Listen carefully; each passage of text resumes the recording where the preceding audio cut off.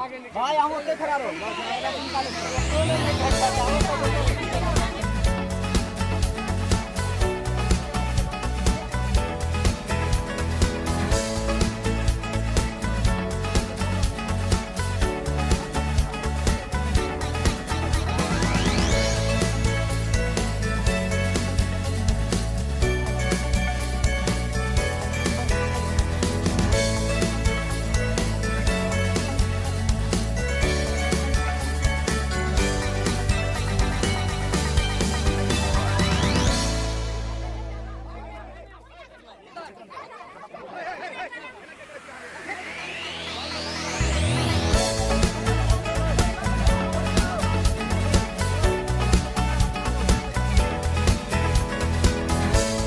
अभी हम खड़े हैं हायाघाट प्रखंड के अकराहा।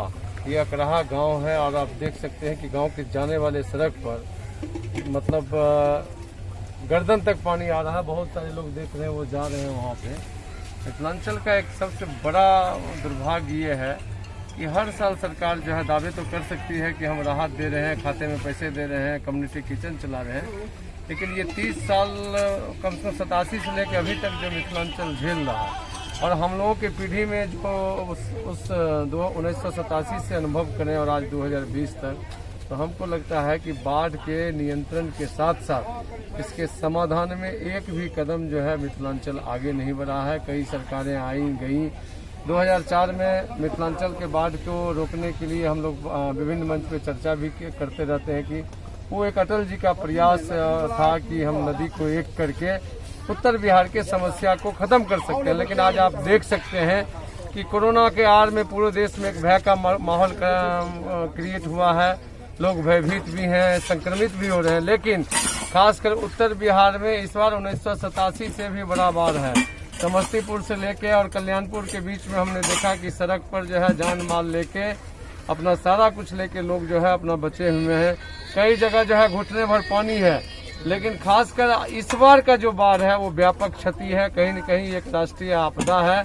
और इस बार अगर सरकार नहीं चेती तो हमको लगता है कि मिथिलांचल में जो एक बुनियादी चीज होना चाहिए, आप समझ सकते हैं कि 6 महीना इस बाढ़ से उबरने में मिथिलांचल को लगेगा।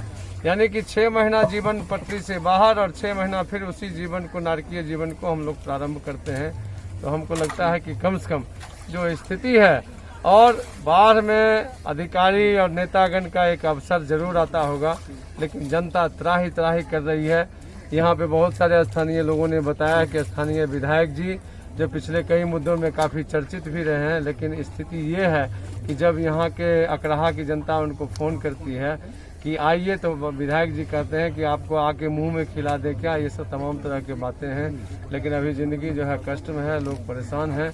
हम लोग आज एक दिवसीय इस क्षेत्र में आए हैं, देखें ये स्थिति आप देख सकते हैं। हम राजीव कहेंगे पूरा ये सड़क हुआ करता था जो अकराहा गांव से प्रखंड मुख्यालय का भी ये मुख्य रास्ता है। अब मुख्य मार्ग है, यहाँ से अशोक पेपर मिल आसपास में आप देख सकते हैं ये पानी का करेंट है पूरा, आप देख सकते हैं। वोट मांगे ला, लेकिन अखनी जनता कौन परिस्थिति में जी रहे हैं से तैयार के नहीं देखलिए।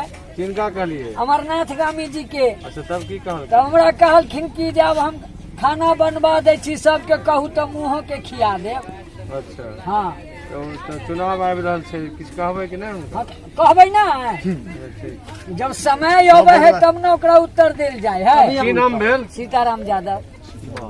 रजनीकांत पाठक जी हमारे साथ है। अभी लोगों के बीच में राहत सामग्री लेकर के आए हैं और लोगों में बहुत उत्साह देखी गई इनको लेकर के, और लोगों में बहुत ही लोकप्रिय है। जी, मैं इनसे जानना चाहता हूँ कि आज आप ही क्यों यहाँ पे जो भी जनप्रतिनिधि इससे पहले रह चुके हैं या फिर जो हैं अभी MP MLA, वो लोग अभी तक यहाँ नहीं और आप यहाँ आए, आप क्या उन लोगों को महसूस? देखिए, हम मिथिलांचल में जो 2008 से बाढ़ आया था उसी समय से हम लोग हर वर्ष आते हैं। इसको राजनीति या और चीज को जोड़ के देखने की जरूरत नहीं है। और खासकर इधर 5 वर्षों में आप देखेंगे कि दरभंगा, मधुबनी के साथ साथ देश के कई ऐसे जगह में जब डिजास्टर होता है, आपदा आता है, तो MSU के साथी जो है मानवता की सेवा में बढ़ चढ़ के हिस्सा लेते हैं। हम लोग कई दिनों से देख रहे थे कि दरभंगा, मधुबनी में काफ़ी दिक्कत है, सरकार का जो सुविधा है वो इन लोगों तक पहुंच नहीं पाता है। और मिथिला स्टूडेंट यूनियन के तमाम साथी जो है हर पंचायत स्तर पर ग्रास रूट पर ये समस्या को देख रहे हैं। तो हमको लगा कि इनके इस अभियान में हम भी थोड़ा मदद साबित हों, और हम आते रहे हर साल। आज मिथिलांचल में आप देख सकते हैं कि कोरोना के अलावा जो ये बाढ़ की मतलब कोरोना के जो एक व्यापक रूप से स्थिति है, उसमें बाढ़ कहीं न कहीं खोया हुआ है। लेकिन हमारा मानना है कि 1987 से भी ये बड़ा बाढ़ है। समस्तीपुर, कल्याणपुर से लेकर दरभंगा तक रोड की स्थिति है, तमाम जो है जान माल लेके लोग रोड पर खड़े हुए हैं। आज जिस जगह हम लोग यहाँ आए, यहाँ आप देख सकते हैं कि किस तरह स्थिति बनी हुई है। जबकि सरकार एक तरफ दावा करती है कि हमारा जो है कम्युनिटी किचन चल रहा है, ये है वो है, कहीं भी इस प्रकार की व्यवस्था नहीं है। हमको लगता है कि मिथिलांचल को और खासकर उत्तर बिहार की जो बाढ़ की समस्या है, तो ये राहत या बाकी सरकार जो है हर साल 6,000 या 8,000 देने की बात करती है। अब भारत सरकार और बिहार सरकार को एक हो के ये काम करना पड़ेगा कि किस तरह मिथिलांचल की इस 30 वर्ष की समस्या को, और हर बार जो है जीवन तबाह होता है, इस चीज़ को कैसे ख़त्म किया जाए, इस पे पहल करना चाहिए। नहीं तो हर साल बाढ़ आएगा। आप समझ सकते हैं कि 6 महीना मिथिलांचल का जीवन बेपटरी रहता है, और 6 महीना फिर उसको पटरी पर लाते हैं। यानी कि हमारा मिथिलांचल का जनजीवन का रफ्तार पिछले 30 वर्षों से रुका हुआ है। इस पर प्रयास होना चाहिए सरकार द्वारा। जी हाँ, जैसा कि इन्होंने बताया कि ये 2008 से इस क्षेत्र में, सही बात है, ये बहुत ही लोकप्रिय लोग हैं। और आप देख सकते हैं कि इनके नाम की खुशी से पीछे आप देख सकते हैं तमाम जनताओं के बीच में ये इनके द्वारा राहत सामग्री बांटी जा रही है। और इतना ही नहीं, ये अभी जो कुछ दिन पहले कोरोना वायरस, ये जो पेंडेमिक सिचुएशन, ये जो महामारी है, उस बीच में भी इन्होंने बहुत सारे राहत सामग्री वितरण लोगों के बीच में किया। और मिथिला स्टूडेंट यूनियन जो यहाँ पे हर एक क्षेत्र में एक रीढ़ का काम कर रही है, हर एक लोगों के लिए, ये हर एक लोगों के लिए जो है सो MSU एक आज देखा जाए तो उनके अपने पुत्र की तरह, अपने बेटा की तरह आज लोगों के बीच में खड़े हो रहे हैं। उनको थोड़ा भी डर नहीं है कि इस महामारी में हमें कुछ हो जाएगा। उन लोगों को ये डर लग रहा है कि हमारे जो तमाम जनता, हमारे जो मिथिलावादी हैं, हमारे जो मिथिला में जो भी लोग रह रहे हैं, उनको कुछ ना हो। अभी वो लोग कोरोना से उबरे ही नहीं थे कि उन लोगों के बीच में अभी तुरंत जो है सो बाढ़ को लेकर के बहुत बड़ी समस्या सामने आ गई।